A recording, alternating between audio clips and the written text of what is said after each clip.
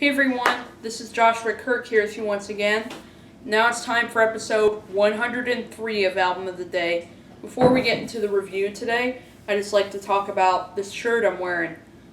I think I might have said in some of my videos that during March for spring break I went to Sarasota, Florida to see a couple of Orioles games for spring training. But then also went to this really cool art museum in Sarasota. It's called the Ringling Museum. So there's like circus museum, art museum, a mansion that was like available, like an old mansion that was like available for like display as an exhibit. And it's like right by the water. It's like so beautiful, and it's a really cool art museum. So if you're in Sarasota, Florida, if you're looking for a great museum, I do recommend the Ringling for sure, since I'm sort of a museum person myself, so yeah, I just thought I'd tell you a little bit about that. But anyway, let's just get on to the review, shall we? Today's artist pretty much needs no introduction. He is such an icon, like in terms of like genres such as like glam rock and art rock, and etc. And also, so he's like he was a pretty popular singer-songwriter, multi-instrumentalist, like just really celebrated entertainment icon, both in like music and movies as well. I'm talking about one of the late greats in music, the one and only David Bowie. Now, as you all know, sadly, David Bowie has passed away with cancer quite a few months ago. But, in honor of him, since, his music pretty much lives on forever, in honor of him, I'm here to review his final studio album that just dropped on January 8th this year, on his 69th birthday, 2 days before his death. And it's called Blackstar. Now, this is sort of a concept album right here, apparently, because, David Bowie did pass away, but it's not very surprising for a couple of reasons. One, he had an 18-month battle with cancer, and two, that is sort of the theme going through on this record. That's why this is sort of a concept album, because it does deal with his death a little bit, and there's sort of a theme of self-awareness going on this album as well. So anyway, this is what the packaging looks like. It's kind of see-through black, so I'd have to put it through light.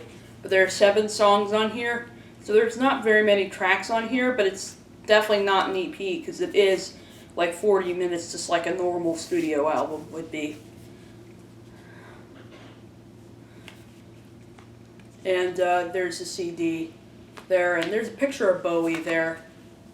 And here's the booklet, which has lyrics in there. And some pretty cool artwork in there.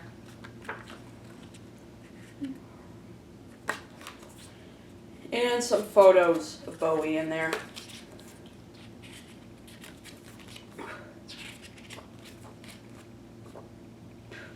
There's the liner notes. And this is released on Columbia Records and ISO Records, which don't know if that's like David Bowie's own label or something like that. It's something. Or I think it probably is major label, who knows. But anyway, that's the packaging for Blackstar, the new album by David Bowie. But not really posthumous, because this was released just 2 days before his death instead of after his death. So, I wasn't really sure what I was going to think of this record since it was released before his death or something. So I assumed it would probably be kind of difficult and challenging to listen to it. But a few months later, I kept hearing a bunch of really good things about it, and lots of critics were giving it some acclaim, and and the Needle Drop gave it a 9 out of 10, and all this blah blah blah. So I thought, well, I can't take this procrastinating any longer. Why don't I just go check out the album? And I will say this. This is probably one of the most well-executed, like, pre-death records that I've heard in, like, a while. Well, this is sort of concept record, sort of, self-aware about his death. It does kind of remind me a little bit of what Elliott Smith did on his album From a Basement on a Hill. He sort of made a concept record, but it was more like a suicide note, and it was released like a year after Elliott died. So I definitely do think this is a very well done record, and while it is before his death, he still does push the boundaries quite a bit here on this record as well. Like, he blends together, like, glam rock, art rock, jazz, and, experimental progressive rock, and even some hip-hop comes through on this album, too. I read that there's maybe a little Kendrick Lamar or Def Grips influence going on this record. Like, Def Grips is, kind of a very experimental, sort of, highly acclaimed hip-hop group. I'm hearing maybe a little influence of them coming through on here, even though I haven't really heard much of their music. And just so you know, I'm not giving this a positive review just because he died. I'm giving it a positive review because I'm going to talk about just the music itself, basically. So the opening track on here is the 10-minute epic title track, Blackstar, which is a pretty intimidating way to open a record. These aren't 3-minute pop songs. He's really going somewhere here on this album. On this track, the opening part is kind of eerie, unsettling, but at the same time very beautiful, with guitar, woodwinds, bass, drums that sound as if they're chopped up and sequenced. And I think maybe I heard maybe a vibraphone or something like that in the background.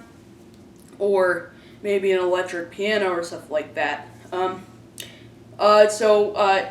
think the live instrumentation right away does sound really nicely arranged on here. To pair with David Bowie's kind of shaky and definitely aged vocal. Vocal on here that's kind of maybe slightly, disheveled a little bit or stuff like that. So it's like a perfect balance of like live instrumentation and synthetic elements. Like there's these blurting synths that occur in the background, as well as, of course, the chopped up drums. And then, of course, the second part of the song is this kind of somber, part with like swelling strings and, guitar, bass, drums, saxophones, and these weird little, like, vocal manipulations on Bowie's voice on here. Not like auto-tune, more like, sort of a, little pitch shifting going on there on his vocal, but it really works there. And then, of course, it goes back into the first verse of the second part, just, slowed down, and, lyrically, it is a, pretty dark piece, on here, like some of the lyrics, talk about how, let me look at some of the lyrics on here. So he kind of talks about, something happened on the day he died. Spirit rose a meter, then stepped aside, and talking about somebody taking his place and bravely crying out, I'm a black star, as he says on there. And also, I like how he talks about how he's not a film star, not a pop star, not a porn star, none of that kind of thing. He's, definitely, and I like how he says, like, I am a star, meaning, he was quite a star in music history. So he does talk about how his personality is sort of, how his personality was sort of like, and how now he's, kind of a, Blackstar now. He's kind of likening himself to that since he's dealing with this kind of dark time. This kind of dark time here. The next track on this album is called "'Tis a Pity She Was a Whore," which, has this more visceral, almost funky sort of feel with this kind of jazzy, aggressive drum roll, as well as these just, these kind of swirling keyboards, as well as these kind of fighting woodwinds sort of, blurting in and out on the left and inner channel. And the lyrics on this track are pretty dark. It does sort of talk about a war with, sort of a war between these two people. Like, the protagonist of the song is just, sort of terrified to see that, that this person, has, turn herself into like this kind of monster or something like that, like a prostitute or something like that.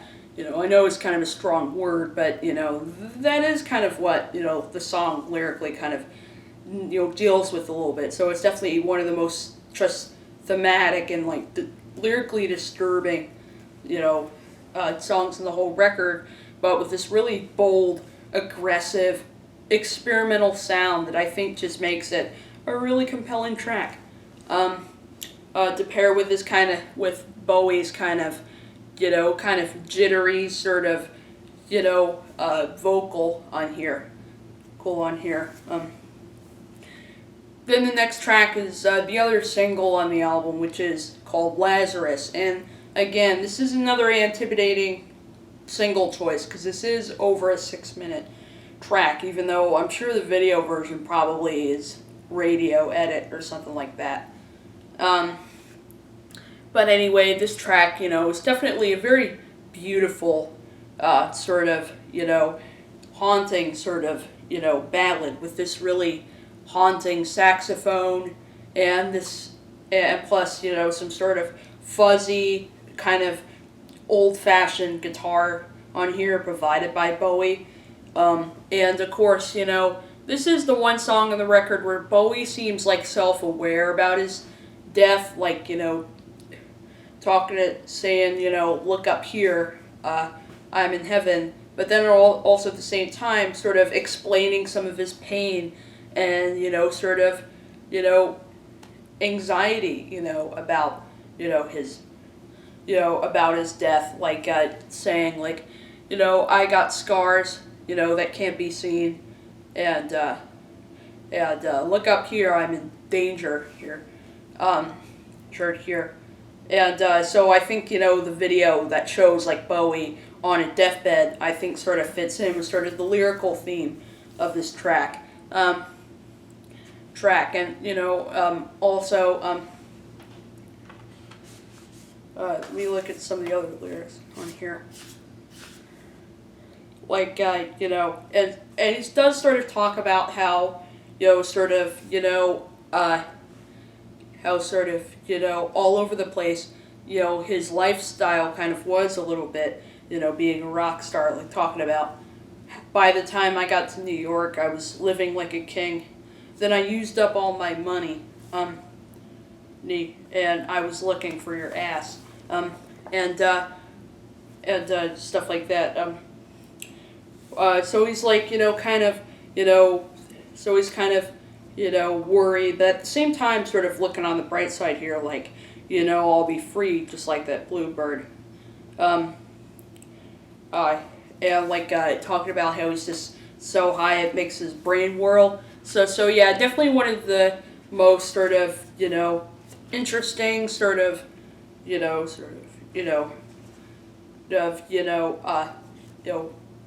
thematic, tracks on the album right here, and plus, there is that really nice, sort of blurting saxophone solo at the end,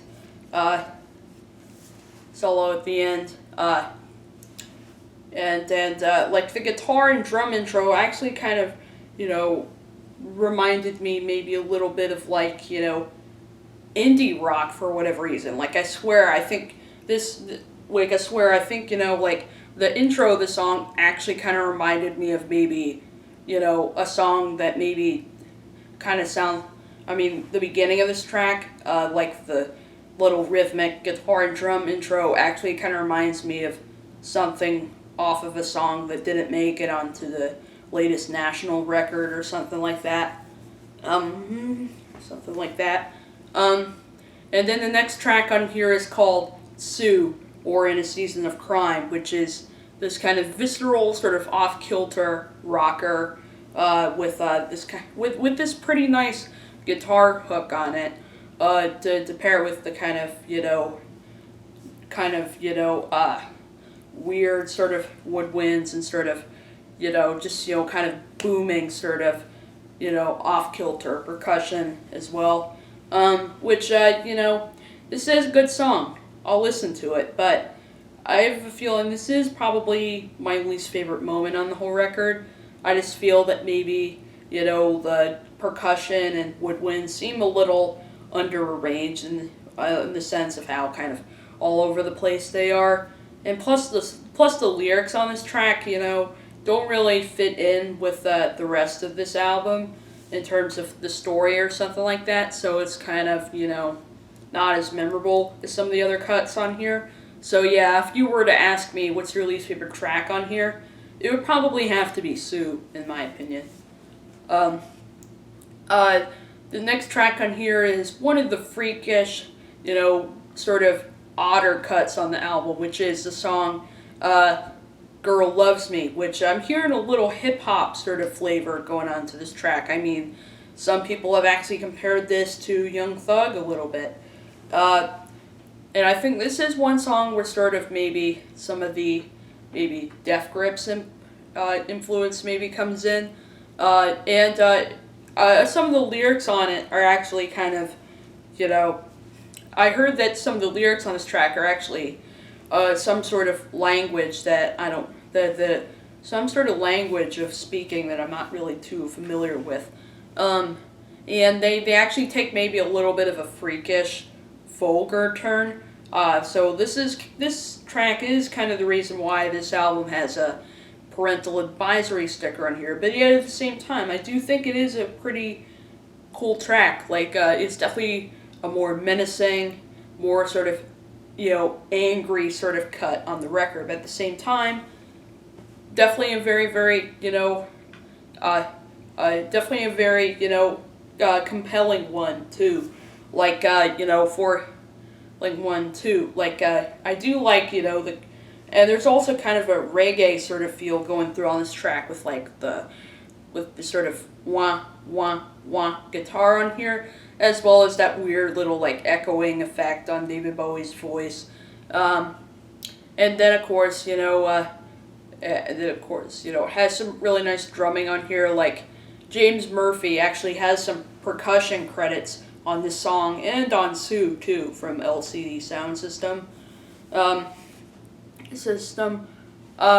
also I do like that vocal part where he goes like, "Girl loves me." And plus I love the part with the kind of, sort of, cascading strings and the, "Hey Gina." Thought that was a pretty catchy refrain right there.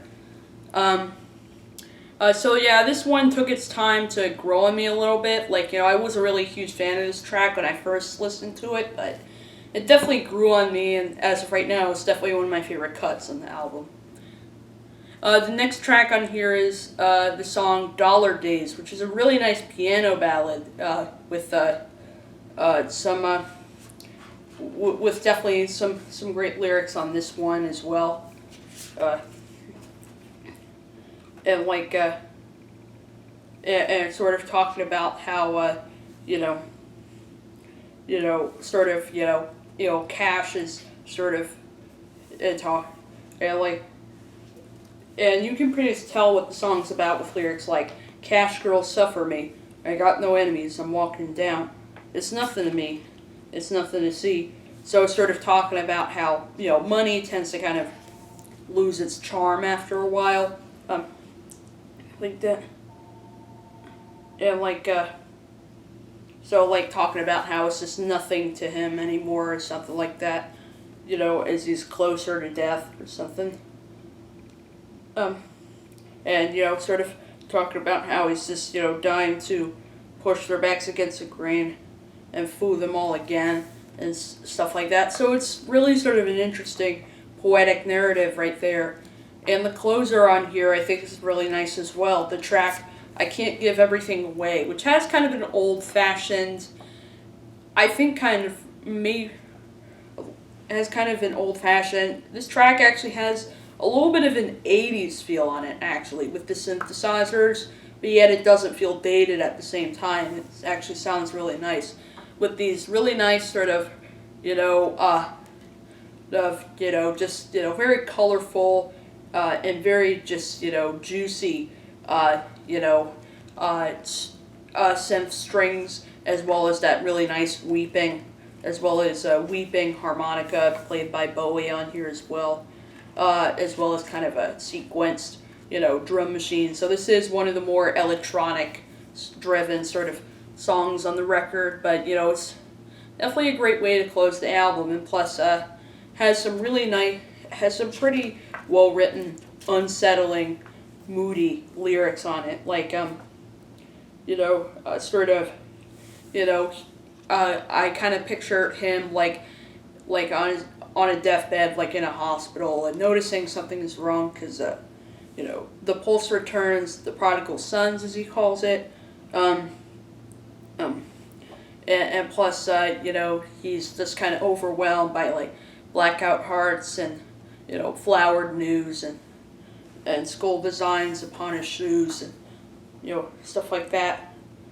And sort of talking about how he just can't give everything away, meaning he can't give his whole life away, stuff like that.